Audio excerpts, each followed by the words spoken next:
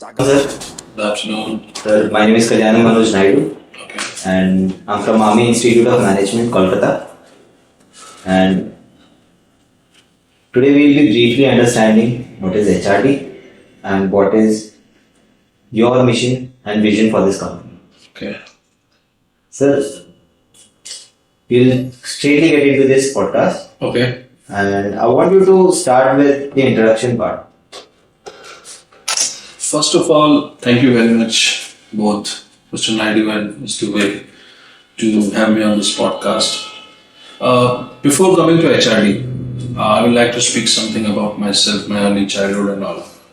ऐसा है कि is it good that I speak in both the languages? Yes, Yes. absolutely. हम एक किसान परिवार से हैं. We have a very humble beginning. My father came to India, Calcutta in 1960. 1960 में मेरे बाबूजी इस शहर में आए और I was born in 1981 in Bhawanipur. We were 6 family members, grown up in a humble background, well educated. My dad and mom gave us one thing which I'm very proud of. It's a very great upbringing with very high value system. I don't know what people think about today, what their parents has to do for them, but there is no complaint which we had from our parents. After my initial education in Calcutta, I left Calcutta. I went to a military college at Nasik, which is named as Postdoc Military College, which is supposed to be under Central Hindu Military Education Society. Doing my education from there, I did my MBA, I did my MS, I did my postgraduate diploma in corporate governance. Started working. I started my career in HR, and to be precise enough, after working for a couple of years in middle-level position and all, I was fortunate enough to get a leadership role at a very young age. So if you if you want to put it across like this, at the age of 30, I was handling the largest steel plant of the country, which never been so easy for me. Because when you handle a larger responsibility, and that steel plant is Bhushan. Today it has been sold to JSW. Bhushan Power and Steel is sold to JSW, and Bhushan Steel has been sold to Tata. Okay, so it was like a large entity, and I was there for 4 years. And after that, prior to that, I worked for a company called Simplex Infrastructures, which was having a 15,000 crore order book. And I traveled courtesy Simplex all the major countries and had a working exposure into different difficult countries also of the world. I was independent in charge of a lot of projects where my senior trusted me and I could deliver it. So that was a trust I got it from Simplex, being an EPC company. I'm sure you know what is EPC, right? And after Bhushan, I moved to, in between I was with Sri non-NBFC business, I was the head of HR. Then I moved to, in between I was with Abunik, which was sold to Dalmia Cement. And then I moved to EMC Group, which is into transmission business. I was a group head HR over there. And after that I was with Palasara Lawyers. So in 2015 or 16, I thought, yes, the size of human capital which was required to manage a lot. Well, I thought let us form a company because it is too much to work for others. So this company was formed. I have been a founder member of this. I founded this organization. But as a legacy, I'm a pocket edition of my father. My father is Sri B.P. Pandey. He's one of the very strong legal brain for the IR subject and a very great HR practitioner. We adopted the practices and the philosophy of floating this organization is the world's best HR practices cannot only be given to MNCs because HR challenges are same in all the set of companies, including a small MSME or MSME or SME or a larger organization. For example, if there's an IR issue, the law is applicable to both the entities similar. In eyes of law, everything is same. But there is a dearth of exposure. The mid-sized employer will not hire some CHRO or HR head which is of 1 crore or 1.5 crore. He doesn't have that bandwidth. But the compliance and the human capital practices are same across the world. Right? Yes. And human capital is one of the most complex things to handle. So the philosophy of giving the best services to everybody, because we wanted to participate in the growth and of the country and be something do valuable media. And if India really want to grow and it has to grow and it should grow, which will be everybody's mandate. Our greatest strength is our 1.4 population. Yeah. Right? Yes. The population, which is the youngest. But youngest population is nothing but is one of the key ingredient. But the youngest qualified population with a focused approach will build a nation. So this is all about a small bit about me. I'm a father of 3 young, lovely kids. I'm married to a fantastic lady. She's my wife, Priyanka Pandey. She helps me in everything. She's the one who has been unshakable support to me. We are married for the last 18 years. It's a love marriage. So we dated for 7 years and married for now. So we know each other. She has been handling my stupidity for the last 25 years. She's like a rock solid pillar in my family. Sir, so from you working in electro steel, then from there you went to Simplex, and then Adhunik, then Bangladesh Steel. So you have been into so many companies of various other domains. One is working in mines, one is infra. So sir, is it the reason for you starting HRD, wherein you can incorporate the learnings from all these other companies as HRD, the functions of HRD, which is or which are required? So was it the reason, or was it your learnings which helped you form an HRD? I don't want to head around the bushes. Let me be very honest. Necessity. I wanted to live a good life. I want to make a good money. And success comes in a rightful manner. So how will it happen? I reached to a level where, compensation would not drive me. When you reach to a level of self-actualization, which we talk about Maslow's theory of hierarchy of motivation, right? You read that, right? Yes. So after reaching to a level, and when you reach early, your, what you call in today's life, kick or feel or drive will only come when you will create a legacy. Because whatever chair I was sitting in the boardroom or wherever, these were not my chair. These were temporary chairs. Today what I am planning to make, or I have not been able to make 5% of what is my aspiration is all about. So that there is a structure of legacy, something which we can leave behind us, something which people talk about it, something people admire about it, and for sure something which people will be jealous about. And yes, the learning working in various companies gives you an exposure and understanding. At end of the day, you cannot be a guide. You cannot be a guide or a mentor of a company or a consultant or advisor of a situation where you have no experience of handling large ship yourself. Right. For example, if you come to me and you say, what is so great about you that I should allow you to manage my HR practice of a 2,000, 3,000 crore company. So if you see my credential, Bhushan has been an organization which has gone through so much of turbulence. It's a case history, right? Being a CPO of 1 lakh plus people, direct, indirect payroll, multiple locations, it is not an easy cakewalk. And where the company is going through so much of financial turmoil. Holding the organization together, making sure the stakeholders have been taken care of, complying with everything, driving it in the situation where it is a real crisis. Right? Yes, sir. Not leaving the post or not leaving the place. Victory is not measured by the gun. Victory is measured by the heart which is behind the gun, right? Exactly. Yes. Right. This is not going to be taught. Human resources are not taught in classrooms. It is actually a subject of the field. And in manufacturing, let me tell you very straight, my friend, 80% of your workforce is not as qualified. We talk about, this all ITES. Right? They are laborers.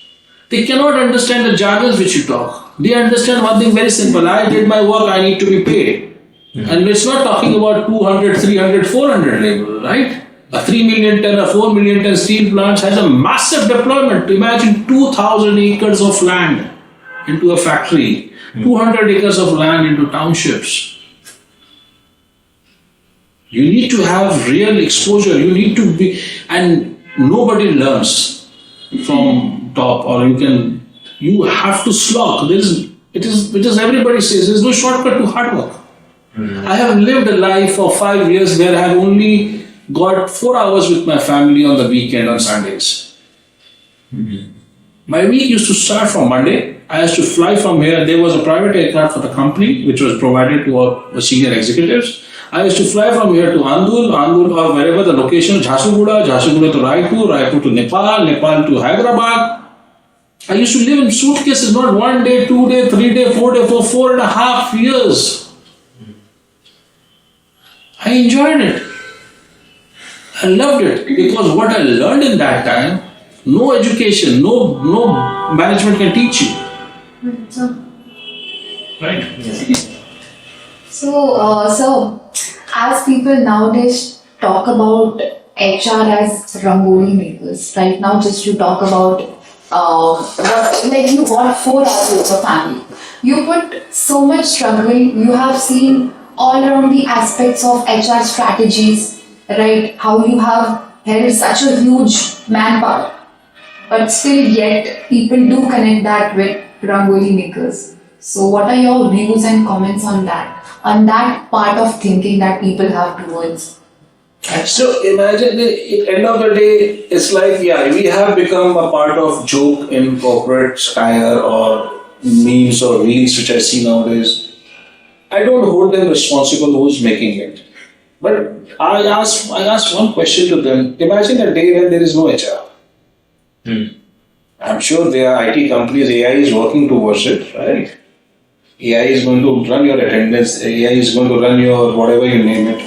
Nowadays, using AI is like a lip service. Yeah, anything is AI. ChatGPT is going to take your job. This, that. Imagine if there is a situation where there is a posh case.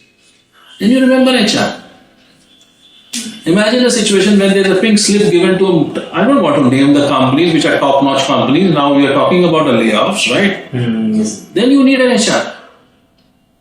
See, HR also needs to, let me be very frank. Again, I was re-mentioning you that HR needs to pull up their socks and be a partner of business. I'm giving you a very classic example. Like today, what happens, any major organization goes through a loss or project goes through a toss. The first thing the organization or the stakeholder says, let's get rid of people, let's downsize. The word is downsizing, right? Yes, sir. What do you think? When I was working for a company which is of this size, Bhushan Power and Steel, which is the first thing, easily any commercial man with a techno-commercial assessment puts this a proposal on the management, let us downsize 3,000 people across the group, or 4,000 people across the plant, or 5,000 people across the state, or 6,000 people, or 10,000 people. Today people talk in lakhs. 1.5 lakh or 1.2 lakh people are going to get rid of a job of some great organization, right? Yes. Which is there in newspaper. And it is now normal, new normal. But what is the role of HR? The role of HR comes over here. You need to be custodian of human capital. If you don't understand what is balance sheet, if you don't understand what is overhead cost, if you don't understand what is a contribution, if you don't understand what is EBITDA, if you don't understand what is PAT, then you will just be a joker and you will follow what is a mandate comes from the top. For example, when I was, my hands are red, it's soaked in blood, I have fired a lot of people, I have done things which I am not proud of, but that was the last option which I didn't have a choice. But before that, I need to exercise my choices. I'm telling you, I'm sharing you a life thing right away. I left a boardroom, I left the job without having a job with me in a top-notch company, Bhushan Power and Steel, and I walked out of the company. I was 4 months without a job. Imagine the company rehired me. They got the best guy as my replacement from the best company. But that guy failed because he was in an ideal world. Today we are in 2025, madam and sir. We don't talk about test match. We want 2020. Nobody has patience. Are you having patience? So what I did, I said very simple. There was a mandate given to me that we need to downsize X amount of people. I asked 24 hours from the management. I went and looked every nook and corner what I can do to save a single man or single man's livelihood. There was an overhead cost which could be easily taken care of. I proposed that overhead cost. However, it was not been agreed. I walked out of the organization. But later on, they realized. You need to have guts. Who is your favorite leader? Sir, Field Marshal Sahmanik. And yours? So, Netaji Subhash Chandra Bose. So, what is common in both of them? The best thing with the common in both of them is the level of audacity they had. Imagine a man, today we can talk about anyone, imagine a man speaking to the Prime Minister who's supposed to be next to, like, in a way which you can't even think of today. Imagine a leader who is well off. Today's the politicians and experts, I don't want to comment. A person who is qualified, is well off during the time of British regime, right? Who is supposed to be one of the strongest and greatest leader that India has ever produced. A person who can speak straight from the enemy. He barrels through the enemy. Imagine a country which has been under slavery for more than 200 years. He got a hope to us that we will not beg for independence.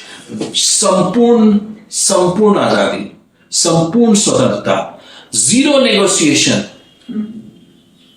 That's the quality of leadership. When everything is against you, that audacity, that confidence can only come that if you have decided that you will lose everything. You need to be prepared to walk the fire. Today's politician will do it. Yes, sir. Do you think they will do it? No. Just for the mere vote bank, this was there an appeasement by our great leader Subhash Chandra Bose? Imagine at that time talking to thinking and meeting the Hitler, leaving the country, moving around in different attire. What a planning! That is a tactical planning. And that too one of the biggest countries of the world, huh? Yes, sir. India was supposed to be cash cow. Imagine today we are recognizing him as a leader. Why I am not saying this? What is a leadership? This is something very important thing you need to know, because leadership is something which is very situational. The same Churchill, who is supposed to be hero. I have a personal, difference of opinion. He gave us the biggest famine. You know? Mm-hmm. The entire India is the black day. Because what? The food which was supposed to be for us was diverted for the force which is fighting the Nazi forces. Imagine that time. He served to the hilt to the monarch, to the queen. He's supposed to be the man who is given the, and imagine the leadership he had. I'm sure you read about Churchill. Yes. He was a highly arrogant man. He never used to pay respect to women. He used to call the secretaries in and give them dictation. Absolutely drunk. Right. But that leadership suited them because they are from X. And they praise it. That is called patriotism for them. We as a country, imagine the same race, a human to human, we have been forced to live in the poverty by a certain creed and caste, and who are lecturing us today. How we should defend our country. अरे खून में पानी है तो भाई रवानी कहाँ है भाई? वो जवानी कहाँ है जिसमें लहू नहीं? Correct? Yes, sir. Yes, sir. Absolutely. Sir, you were talking about going against the popular decisions or popular opinion of other people. Have that audacity to take decisions. So, sir, how you take such decisions, and what is your take if someone who is starting his journey in this world, in the corporate setup? So, what advice you give, like how you take your decisions which go against the popular opinion? They go up. When you go under a mentorship, the most important thing is you need to completely surrender. When you start your journey, don't shine too much in office. What happens today? The boys and girls, when they join the office, very TikTok, ding dong, they come like, they are something which they know. Energy is nice, good. But you are just starting your career. Don't shine too much. Don't try to show that. Don't demonstrate that you know everything under the blue. A person who is opening a gate and closing the gate for 25 years, he or she also knows something which you don't know. You can just come and say कि भाई इसको automate कर देते हैं, इस आदमी का पैसा खर्चा नहीं होगा. Correct? Yes. Don't shine too much. Second thing, always look forward for a mentor. And mentor has to be completely be followed and surrender in front of him. You don't question your teachers, right? Yes, sir. You don't question your mentors. There's nothing called perfect life, my friend. You need to, if you want to learn from someone, if you want to understand that if he or she is a master of the trade, he or she has actually gone through a lot of, experience. That you have to allow. That you have to give it to yourself. So, keeping your that statement in mind and today's generation, Gen Zs, what do you think? What are the changes that should come in this industry, maybe in the next 5 years? See, a lot of changes. Gen Z doesn't need anything to be frank enough. Gen Z is very logical oriented generation. A lot of people give very passing the remark that Gen Z doesn't understand this or that. But Gen Z, I have worked with Gen Z. I love to be with the Gen Z because that keeps me really young. I'm 44. But if I work with Gen Z, I understand a lot of things which that is a type of mentoring. That is called reverse mentoring. That I don't know certain things which today's generation teaches me. And there's no harm in learning. Yes. Right? So that is, Gen Z is very logic oriented. They are very logic oriented. However, there are certain areas where Gen Z needs to understand. There is empathy. Those lines they don't understand. There is patience. If they get a little bit over their tweaking by their teachers, parents and friends and guides, Exactly. then they will do a phenomenal work because it's a power-packed platform. Imagine a processor which is so ultra-modern, or an M-Sport engine in which we talk about in our automobile language, or a V8 engine under the hood with a good tires and good things. The roads are needing and then zoom. So these Gen Z are having a huge responsibility of taking our country to the level where on the world platform. I don't say that working or outsourcing or BPO or KPO. I'm talking about something which is innovation, sustainable innovation, which really creates something creative, which gives a legacy. We were not afraid who was going to slap what tariff on us, who was going to give what not on us. Why we are going to be concerned if there is a duty coming from XYZ country, if we are self-reliant. This is something, North Korea practices. Self-reliance. Self-sustainable. Nothing is great about North Korea, but you need to learn things from them. Right. Sir, you were talking about the Gen Z part especially, or the how there is a need of innovation over there. But there are trends wherein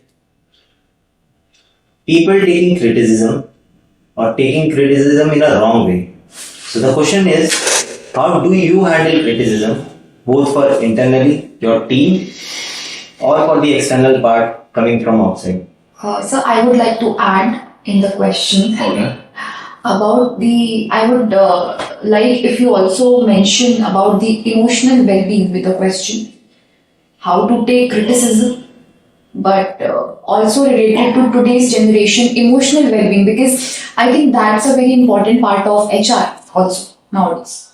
Okay, we'll come to this question after this criticism because this is a very deliberate type of it will consume more time and more focus. See, criticism is something which you need to understand what is criticism. Right? Criticism for the sake of criticism, you have to ignore it also. दुनिया क्या कहेगी अगर आप सोचते चलेंगे तो आप दुनिया ही के बारे में सोचते रह जाएंगे. Who is criticizing you? That is more important. If you are doing something good, great, and people are jealous about it, and if they are criticizing you, don't think about it. Don't pay heed to it. But if you are being criticized by someone who is of some status, some stature, some place in the world, or some place in the field we are working, learn from him, go ask for the feedback, adapt it, analyze it, post-facto assess it. But criticism from a mass, but if you are in a public position, right, you need to understand where you are. So if you are there running a business, you are not running a democracy, right? Profit is a barometer and parameter of your business doing good, bad or ugly, right? But if you are doing some social work, and if you are working for society, if you are doing something of welfare, over there what mass thinks is important. So this is inversely proportional in different situations. What is it? हाँ, आप बताइए, आपका सवाल था emotional intelligence. But to be precise enough, what exactly you're wanting to talk about? Relationships, issues related to that, people breaking up. So everything that comes with a package, I think HR needs to deal with. What do you think? Does that part is also angle that HR has to look upon? That is for sure. To be precise enough, to be honest enough, I'll not say HR, it's a psychology. Yeah. Psychology is an integral part of HR, right? Because human behavior is everything, and human behavior is we deal only with two type of, or now there is a third type of gender, but whatsoever, primarily, largely, man and woman. And at age you are, guys, or Gen Zs are going to be, and the recent movies and trends which I am seeing nowadays, this is also like a professional hazard. This is also like a hazard which you cannot choose politics. Politics will choose you. You cannot avoid a heartbreak. Heartbreak will choose you. You can't have expectation of everything falling in life with you. हर किसी को मुकम्मल जहां नहीं मिलता. किसी को ज़मीन, किसी को आसमान नहीं मिलता. Correct? और हमारे उड़ने का जुनून देखना है तो इश्क को बोलो थोड़ा और मुझे मजबूर करे. ठीक है ना?